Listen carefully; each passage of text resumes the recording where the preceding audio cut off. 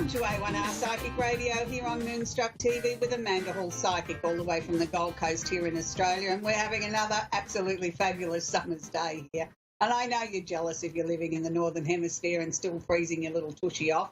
I hope you all enjoyed the Super Bowl. We certainly did here in Australia watching the telecast. So not that I understand the rules of your amazing football game, but I do like to watch it every year. So it's always an exciting time of the year for some of us here in Australia. So we'll kick the show right off and keep things moving along. We've been featuring love in the last show, and we'll continue that on with the theme of love at the moment because we are in the love time of the year, are we not? Next week we'll be all running around frantically like chooks with our heads cut off trying to find that perfect Valentine's Day gift for our loved ones or our partner, or that someone special, or that someone we'd like to bring into our lives. So might I suggest you after the show head across to my Facebook page. I will be uploading some tips astrologically for gift giving by astrology for Valentine's Day for some of those unique and special presents. Plus also I will have an opportunity for you to get your very own Lovers Compatibility Chart. They're on special at the moment, and we can post them and email them anywhere in the world instantaneously. So you don't have to wait for the postman to bring your chart. It'll be delivered to you electronically. And they're on special at the moment right up until after Valentine's Day. So let's kick the show off with the Simply Tarot card of the week. And this week it's a rather ambiguous sort of card. It is the Four of Cups. Now, the Four of Cups is a card that, to my way of looking at things, says to me money fluctuations. You can see the person sitting there and he's got his arms folded and he's got four cups in front of him, sort of contemplating, looking at things. So it's money fluctuations or being offered something that you may or may not want. Now, there's many times in our lives when something crosses our desk or somebody offers us something and we look at it and we think, oh, is this for me? I don't know. My instincts aren't giving me any answers. I just feel uncomfortable. I'm not sure this is right. Well, this is the time of sort of saying, just sort of take a step back. You know, sit there with your arms folded, block the energy a little bit and just give yourself that little bit of time to reflect and sort of digest it and see whether this opportunity or what's being offered to you is right for you. Not everything that comes into our lives is necessarily right for us, or is it the right time? So that's a matter of us learning to work with our own energy, whether you call it psychic energy, whether you call it your gut reaction, the feeling in your tummy, the feeling in your water, whatever label you want to put on it, it's all still the same thing. It's still all our own psychic energy or our own intuition. And the more we learn to work with that and follow what our first thought and feeling is and be aware of our emotions connected to it, is the greatest guide we can have in life to not making as many mistakes or detours that we need to make to, I suppose, to have character building and to get to where we go in our end destination of our soul's journey this time on earth. Let's not get me started on whether or not you believe in reincarnation. That's another topic for another day. But I'd like to sort of move the show along a little bit faster this week if we can. This week we're going to focus on love. As I said, we're going to look at part 2 of our love series. And the reasons why I decided to focus on love particularly rather than moving on to another area of astrology, number one, it coincided with, you know, the love time of the year with Valentine's Day. But it's also probably one of the most important questions I get asked in my professional life is, am I compatible with? Or why don't I understand this person, you know? And that's why I thought we'd have a little special on love so that it just gave you a little bit of insight into maybe that special someone in your life and why they react the way they do. So kicking off part 2 of the series, we're going to be working with Cancer, Leo and Virgo. Now, love for Cancerians is something that's a very integral part of their day. Cancerian people or Cancer people love to feel secure, emotionally secure, and they need to feel loved and wanted and needed. They can be a little bit shy sometimes when it comes to matters of the heart and be a little bit coy and sometimes seem to be a little bit deceptive or not sharing their feelings, but they really feel the love on the inside. They sometimes have trouble expressing it on an outward level. They have a major love in their life, and that's chocolates. You can never go wrong. If you never know what to buy a Cancer, always buy them a box of chocolates because they just absolutely adore chocolates. It's sort of something that gives them that warm and fuzzy feeling. I'm not saying that we should eat chocolates every day, but It is something that I've noticed with my Cancerian friends throughout my extensive career. They just absolutely seem to adore anything that starts and ends with chocolate. So we move on to the next sign, which is Leo. So anything that you know that's got connected with Leo is big, loud, dramatic, exciting, fiery, me first. I have to be the centre of attention. Well, love is no different. They do love on a grand sort of scale. When a Leo loves somebody, they really sort of go to town. They sort of shower them with gifts and love, and they're very demonstrative, and they don't care who sees them, and they don't worry if somebody's looking at them in the public where they're, running up and giving their prospective lover a big pasho kiss. That's okay by their standards. They're in love and the world should know about it. So nothing really sort of changes there with Leos. Everything's done on a grand scale. But be aware that the other side of the Leo in love too can be petty and nasty and throw little tantrums and sort of say, I'm not getting enough attention and you're getting more attention than me. So it's sort of almost like a dual-edged love affair with a Leo. One minute they're full of bravado and happy and excited to shout the love from the rooftops, and then the next minute they're very cranky and sulky and feeling as if they're, licking their wounds in the corner. So just be a little bit aware of that as well.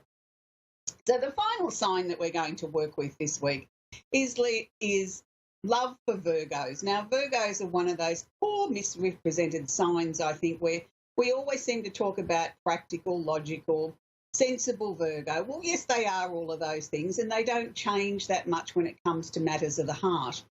But the difference with a Virgo in love to a Virgo in any other energy is once the Virgo falls in love, they very rarely ever fall out of love.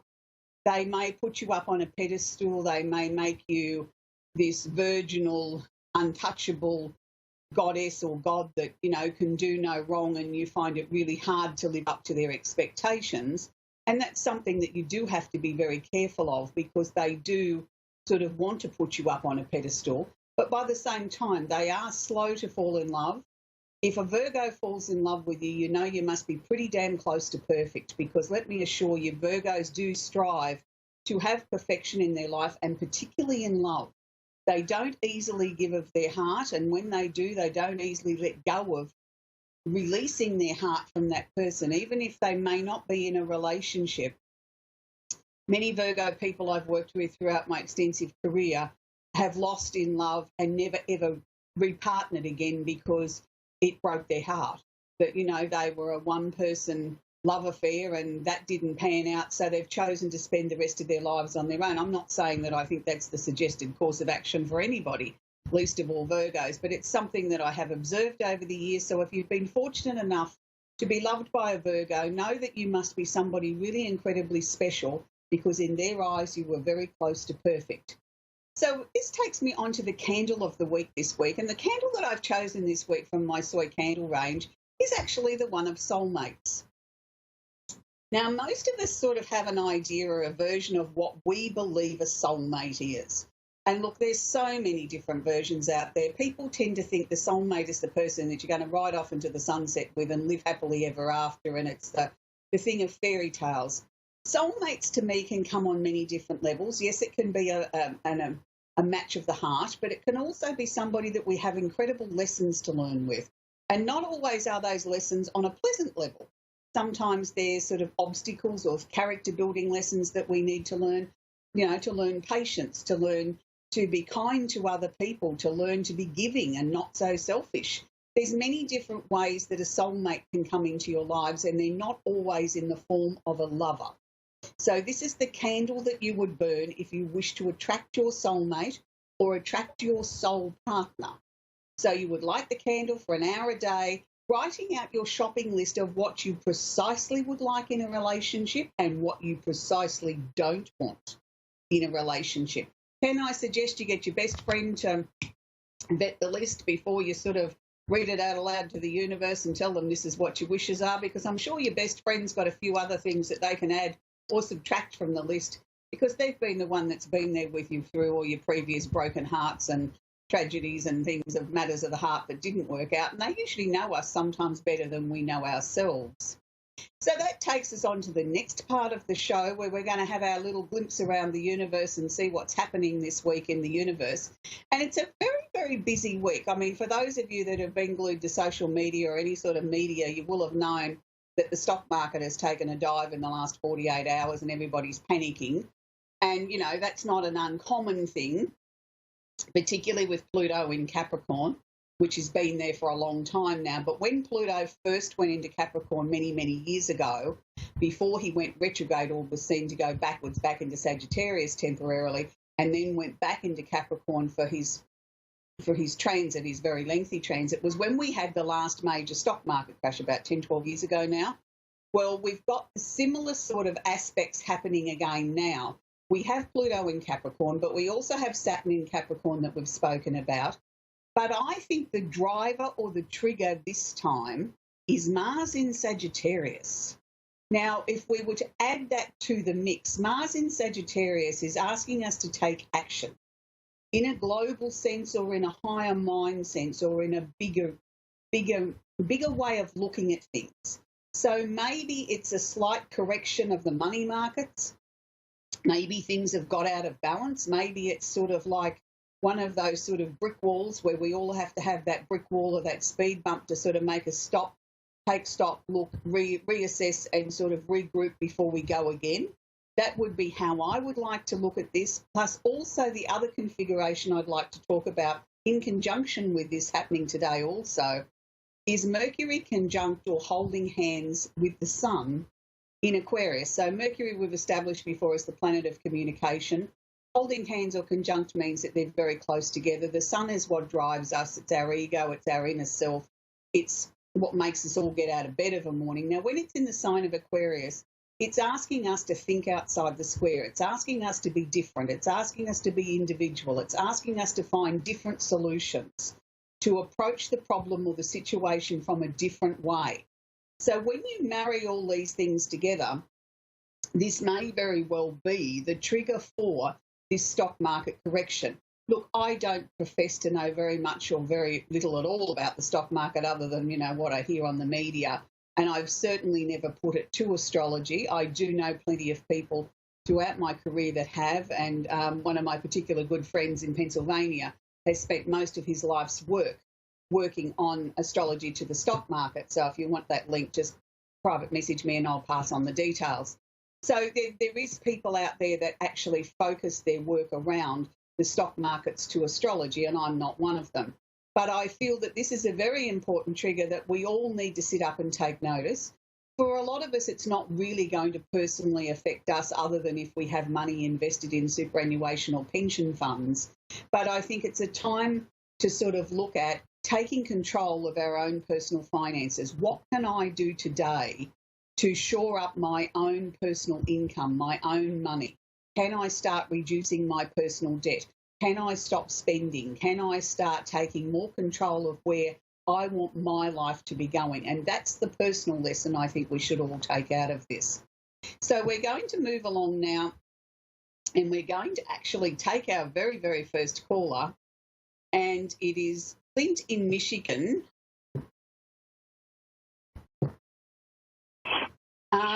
Let me put my glasses on so I can read what's on my screen.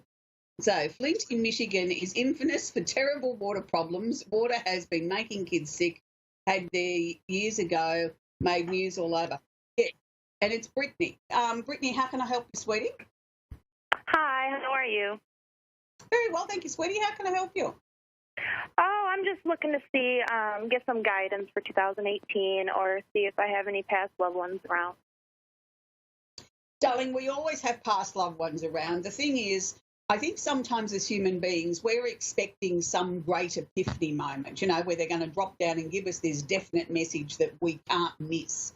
Instead of a lot of times it's just a very subtle message. It could be a song on the radio. It could be a scene out of a movie. You could walk past a news scene and sort of, you know, that gives you an answer to something that's been pressing on your mind. So look at those little things, those little subtle triggers, as they're your messages from heaven. They're the messages from your loved ones that aren't necessarily looking to say, hey, it's me, it's Auntie Mary, but they're giving you some subtle guidance, some subtle help along the way. I did pick up 3 people in particular that seem to have been working with you recently. They seem to be sort of subtly sort of just popping messages in and out from different times there to help you through your life. What they're also showing me was 2017 seemed to be a very difficult year, Brittany, on your emotions. Was that right? Yeah, it was like a roller coaster. Yeah. And they're showing me we're not quite out of the woods there yet with that. We've just got a little bit more to go. Yeah, we're just about out.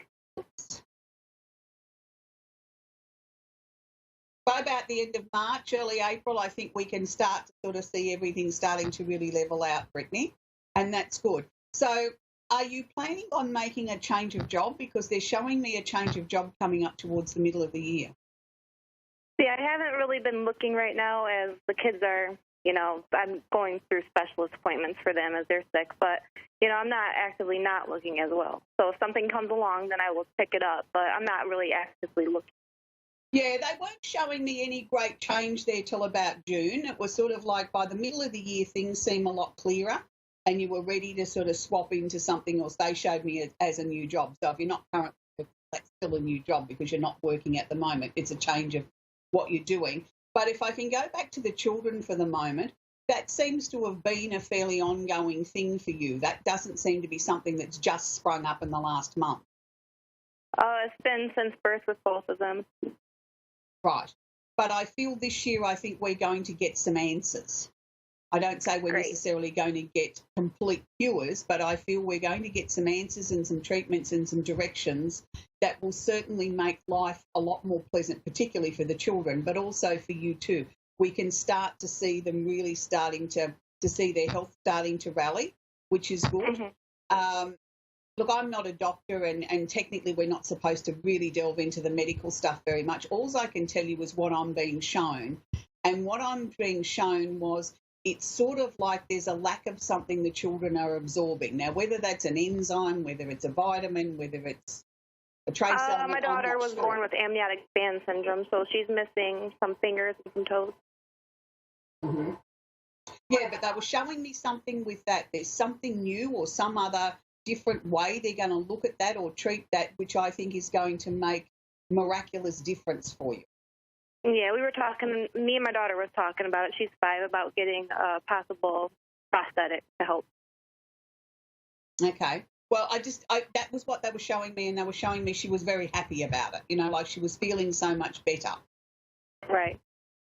And that's got to be good for the whole family. If we get somebody starting to feel well and feeling like they can be a normal person in life, that overflows to everybody.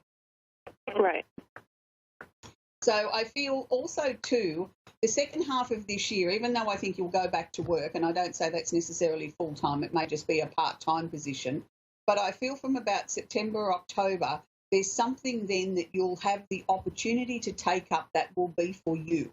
It'll be just something very personal, very comforting is how I sort of see it, whether it's some form of study or taking up a hobby or something that's just going to put a smile on your face, Brittany.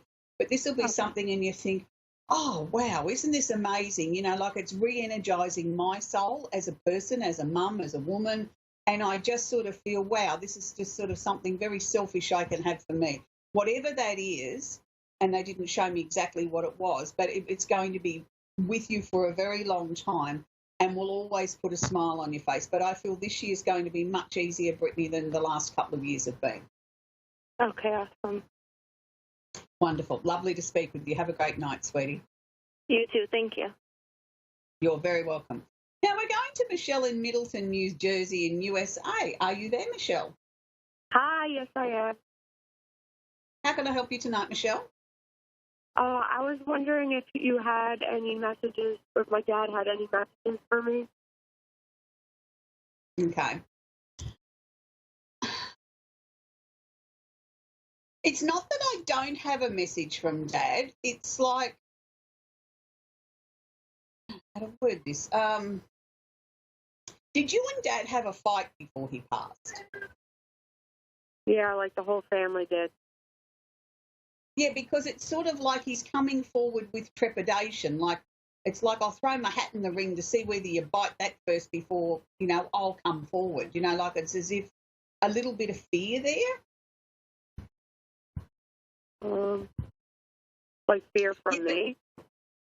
Well, I don't even know that it's fear from you. I think it's sort of like, fear is probably not the right word. I think it's apprehension that he doesn't want to do something that's going to upset you further or make you more upset, or he's been very distressed with the fact that the way things were left before he passed, obviously, but also since he's passed too, he sort of feels that nobody's sort of really been quite truthful about how they felt or what actually went down or who said what or whatever. I mean, I know we can't change the past, but what he's sort of wanting to do is to get the family back together again, all talking again, at least being civil in the one room. Do you think that's possible?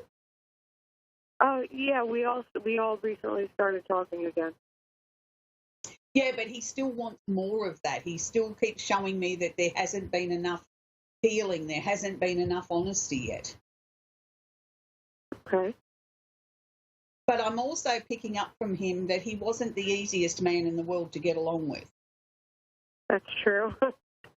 Yeah, because he's apologising. He's saying to me, please tell them I'm sorry. I didn't realise how bossy and bombastic I was, and how, you know, it was always had to be my way. He sort of feels now that he could have been a lot more open, a lot more understanding, a lot more just listening, you know, just letting everybody have their say, have their opinion without it having to be his way, or he shut his mind off, he just didn't listen. So he's looking quite regretful over that. But look, that's okay. These are all human things. These are things we can't change. These are things that you knew about him anyway, and you still loved him, warts and all. You're still your dad.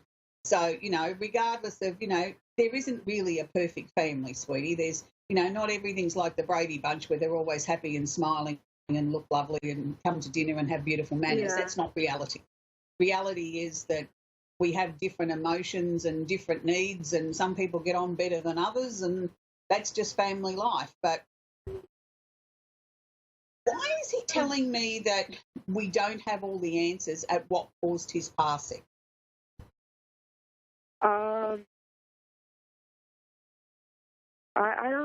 I mean, he passed from, I can tell you how he passed, right?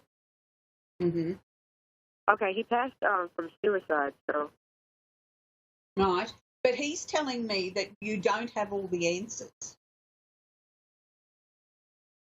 Oh, yeah, because we don't know what time he died, or, like, what was it that set him off and made him decide that, like, no one knows that but him, but no one, we didn't get an autopsy, so we don't know what time he died at.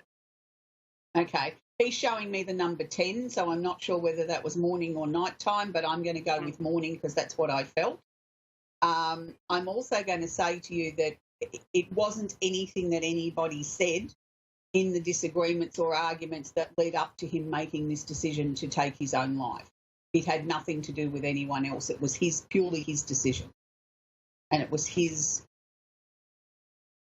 own, demons is not the right word, it was his own thoughts, his own desire to sort of, he felt he had nothing left to contribute. He felt he had nothing left to give anybody or to be for anybody. Okay. I'm also going to say that I feel he was physically sick as well.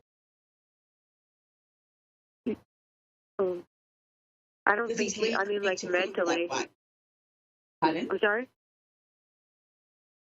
He hasn't come up to me and said, look, I had a toe ache, for argument's sake, and that's why I took my own life. But he's led me to feel on an energetic level that there was something physically not right with him that he sort of believed could become serious, so he just sort of brought it forward. Mm. So did he have an aversion against going to doctors, medical practitioners, to sort of find out if something was wrong with him? Yeah, he didn't like any of that, but I don't think there's anything on record. Maybe he knew or something that the rest of us didn't know. Yeah, but, you know, I mean, the mind's a funny thing. I mean, you know, we're only the outsiders looking into sort of trying to understand why your father made the decisions that he made. And he's sharing with me that he didn't feel well on a physical level. He certainly wasn't well on an emotional level. but it was entirely his choice. The decisions that he made to end his life was purely on himself. It was nothing to do, none of you caused it. And I think that's why he's sort of saying to me that you didn't have all the answers. You didn't have all the answers to his passing, and that's the main thing that he wants to sort of share with you, and sort of, you know, for you to be able to take that back to the family and do whatever you need to do with it, heal in whatever way it's going to heal the family. But the most important thing is he wants the family to come back together again and to be open and to be honest and to not keep things from one another. He doesn't want you to make his mistakes. That's what he's asking. Don't do as he did. Learn from what he did. Heal from what he did. But I feel that, you know, look, he loves you all. He's with you all. But in some ways, he's in a better place now. He's been set free. He's not tormented anymore, if that brings you any comfort. Okay. Yeah, but he still loves you, darling, and he's always around you. And, you know, I'm sure, you know, if he could have just one more moment with each one of you, that would mean the world to him. But you've got to understand he was a very tormented, emotionally man, and with the physical stuff as well, that didn't help what brought him to that decision. But none of you, and I mean absolutely not one of you, caused him to make that decision. You must remember that. It was purely his choice. You didn't cause anything. Can you tell me if he thought of it before, like previously, before you did it? Many times, darling. He had thought of it many, many times, at least 6 times in the previous 12 months. So it wasn't a spur-of-the-moment decision. It was something that had gone in and out of his mind. So, you know, sometimes we can't change what's in somebody's mind, unfortunately, Michelle. Okay. Anyway, my darling, I hope that gives you some sort of closure and helps the family heal through this very difficult time. We've come to the end of the show again now. The half an hour seems to go very quick each week. Next week we'll have our part 3 in our love series, where we'll be looking at Libra, Scorpio and Sagittarius. We'll also have our little glimpse around the universe. We'll have our Simply Tarot card of the week and our soy candle of the week. And we'll also be having a little extra special time talking about Valentine's Day and what does that mean to everybody next week. So enjoy your week. Pop over to my Facebook page where you'll find all the bits and pieces of information and blog information and whatever on today's show. And I hope you have an absolutely awesome week, and we'll do it all again in 7 days. But be kind to each other and happy shopping for Valentine's Day. Bye for now.